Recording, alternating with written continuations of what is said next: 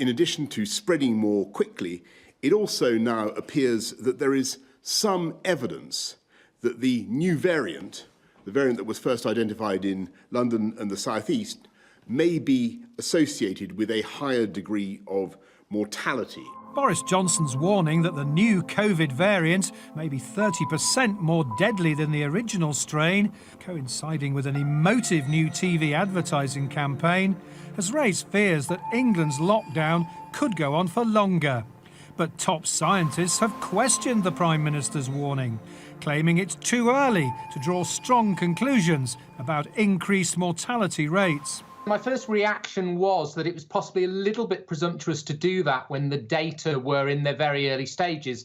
If you're polling for elections, you need to sample a certain proportion of people to have a good idea of which way an election is going to go. And it's the same with these data. If we only have a very small sample, it may be that actually you're not reflecting what's truly going on.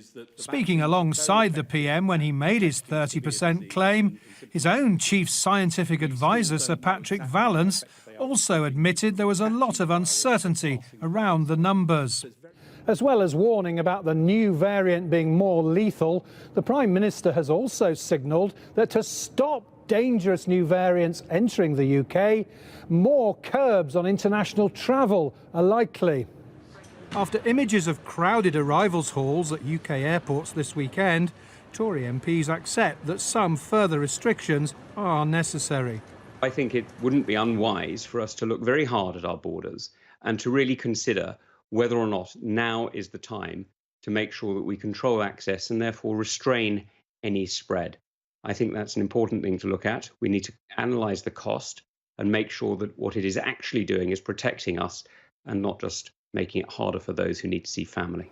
It's likely that ministers will back the introduction of COVID hotels, with airport hotels being used to quarantine international arrivals, a scheme already in use in Australia and New Zealand. The travel industry is deeply hostile to the idea, however.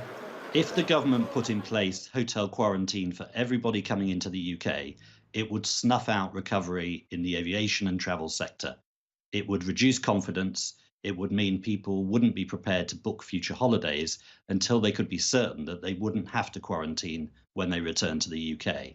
It would be a hugely damaging policy measure.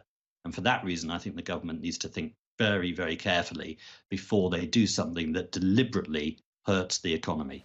The Prime Minister has hailed the success of the vaccine programme so far.